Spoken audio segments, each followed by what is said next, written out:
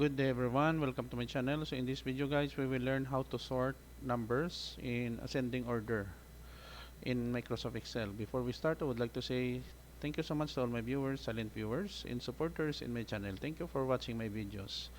If you are new with my channel and then you like this video, please hit the like button. Don't forget to share and please support my channel guys by clicking the subscribe button. So let's begin.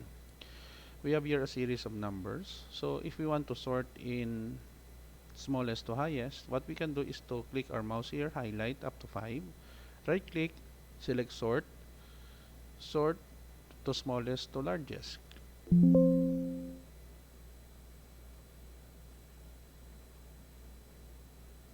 Okay, so as we can see, it is already sorted. Negative 34, 5, 12, 78, 1, 2, 3. Again, another example. What we can do is to just highlight, right click, and then select sort smallest to largest. Continue with the current selection. So we have here negative 456, negative 456, 100, 346. Okay guys, that's simple no to sort numbers from smallest to highest in Microsoft Excel, a very popular spreadsheet program in the world. Thank you so much for watching. I hope that you have learned something new in this video. Please like, share, and don't forget to subscribe if you are new with my channel. Thank you. See you in the next video guys. This is your friend Jake saying bye bye for now.